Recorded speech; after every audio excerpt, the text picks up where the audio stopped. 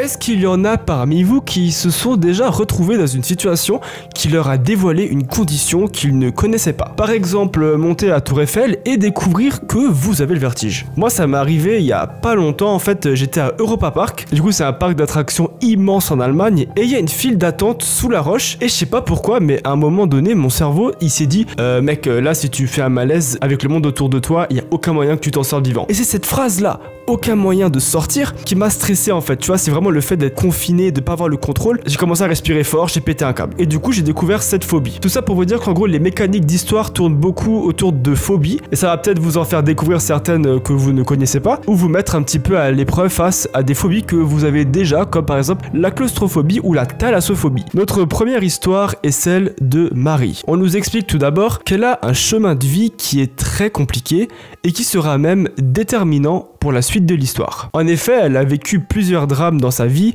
qui l'ont fortement marquée émotionnellement et dont elle gardera des traces toute sa vie, notamment la mort de son père et de sa mère à l'âge de ses 21 ans. Des conditions de vie difficiles à cause du manque d'argent lorsqu'elle était petite, et plus tard dans sa carrière professionnelle, Marie n'a jamais réussi à trouver de travail stable et a donc enchaîné les petits boulots, ce qui, encore une fois, fut compliqué financièrement. Néanmoins, elle tombe follement amoureuse d'un homme avec qui elle se marie et passe de nombreuses années avant de divorcer. Ouais, bon, je vous l'ai dit, elle a pas dit facile, hein. Heureusement, elle retrouve quelques années après un homme avec qui elle se marie et dont elle se sépare plus tard.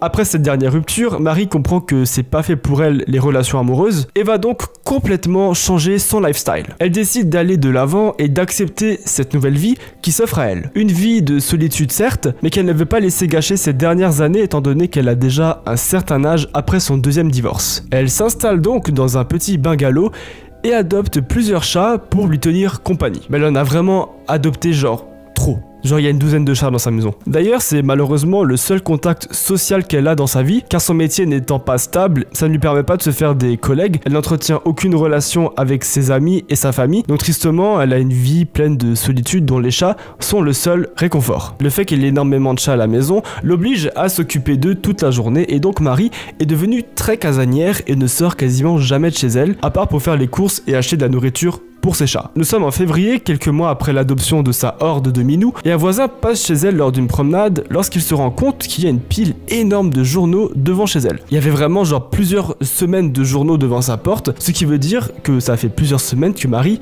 n'est pas sortie de chez elle. On sait qu'elle est casanière, mais quand même ça fait beaucoup là. Un autre élément intriguant, c'est la végétation de son jardin qui semble reprendre ses droits, un peu comme si les lieux avaient été laissés à l'abandon. Ce voisin décide d'aller toquer chez Marie pour s'assurer que tout va bien, mais après plusieurs minutes, personne ne lui a encore ouvert. Il fait le tour de la propriété, mais les volets sont fermés, donc impossible de voir s'il y a du mouvement à l'intérieur. Inquiété par le silence de la maison, qui est censée être habitée et pleine de chats, je vous le rappelle, son voisin décide d'appeler la police pour qu'ils viennent y jeter un coup d'œil. Même constat pour les policiers, personne ne répond et ils ne peuvent pas défoncer la porte, hein.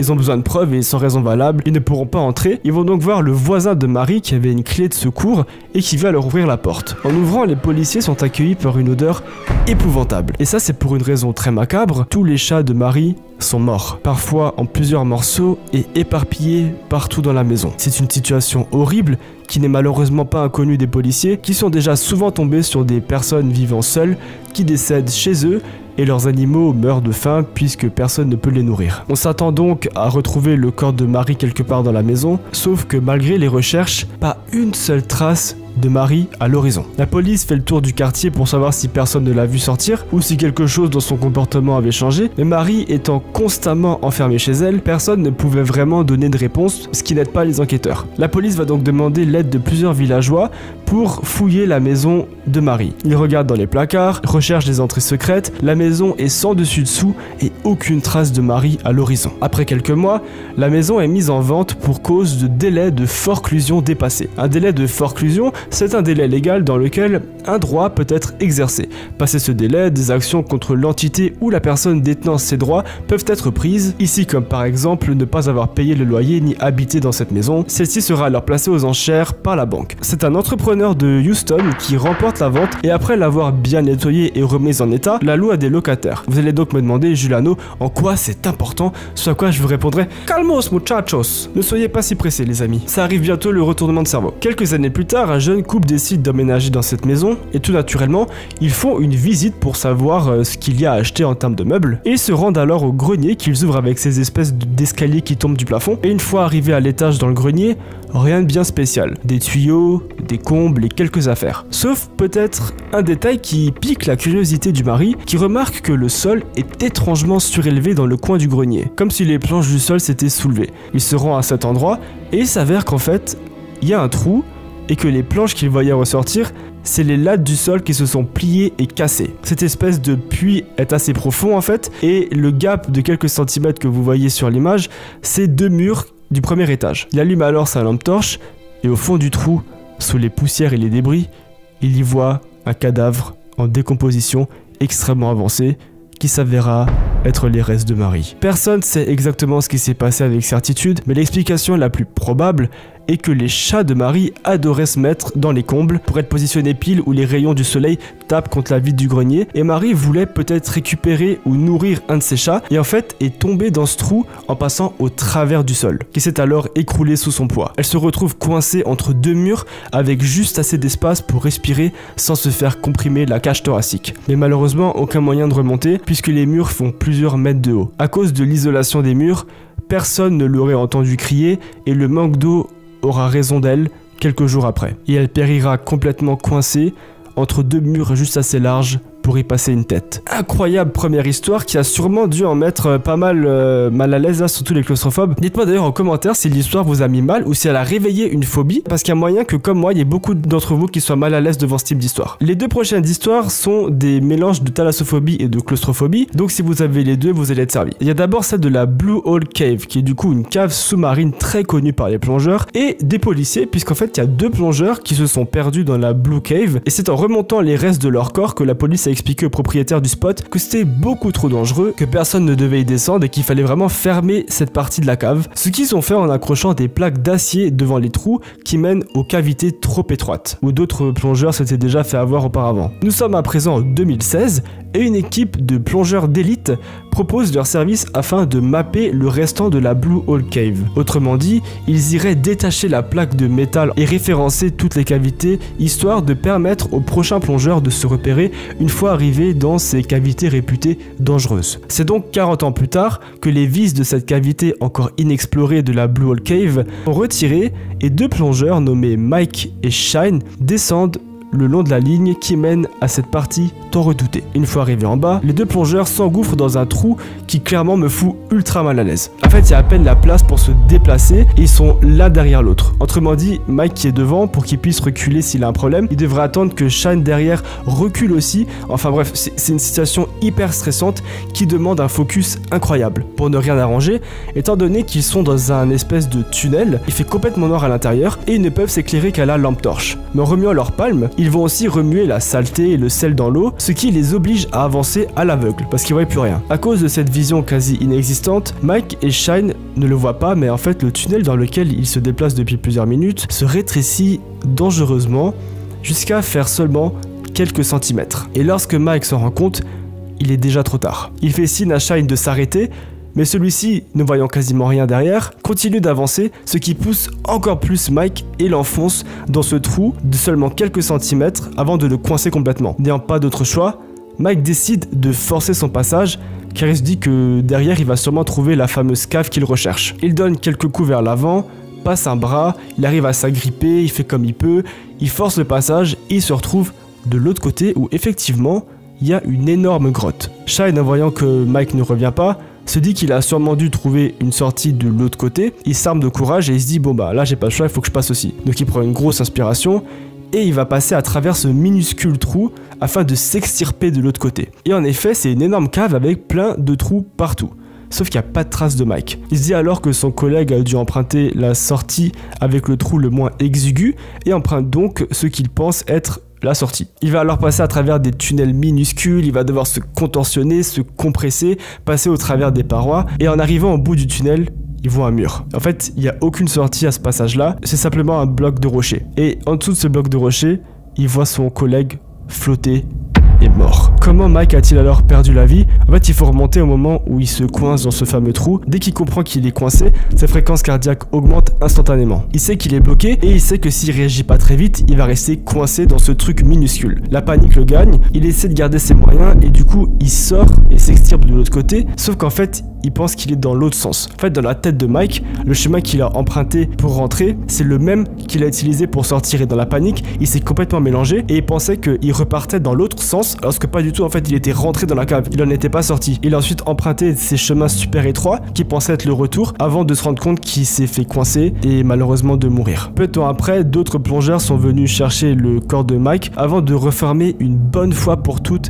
la cavité, et depuis cet incident, plus personne n'est descendu dans cette partie de la Blue Hole Cave. Le truc qui moi me fait le plus bader en fait, c'est le fait d'être compressé, comprimé dans un endroit tellement étroit que tu puisses pas te retourner. Genre tu peux que avancer sans savoir si plus loin ça devient peut-être encore plus étroit. Enfin bref, je pense que je suis pas le seul à aimer ça. A contrario, si vous aimez ça, il y a quelques séances de psy à aller chercher. La dernière histoire est celle de deux plongeurs super expérimentés, et on sait comment ça se termine ce genre d'histoire, qui se lancent dans des recherches dans ce qu'on appelle le Indian Spring. Leur mission est très simple, explorer des territoires sous-marins inconnus afin de les cartographier. Il y a plusieurs plongeurs qui vont s'aventurer dans cette ascension, mais seulement 2 d'entre eux vont traverser ce qu'on appelle le Squaz Restriction. Alors qu'est-ce que c'est que cette merde, le Squaz Restriction? En gros, il nous explique qu'il faut se l'imaginer comme un sablier. En effet, avec 2 caves opposées qui se rejoignent en un point très serré et étroit, le Squaz Restriction. Ça se trouve à environ 40 mètres de profondeur, et pour être sûr de ne pas se perdre, il laisse un pendeur, qui est du coup une ligne avec un point au bout, qui sert de repère aux plongeurs afin de ne pas se perdre. Toute notre équipe se lance alors à l'eau, et après un certain temps, ils se séparent afin de laisser uniquement 2 plongeurs passer au travers de la restriction. En arrivant devant, ils remarquent 2 triangles en plastique avec 2 positions différentes. Ces 2 triangles servent en fait à indiquer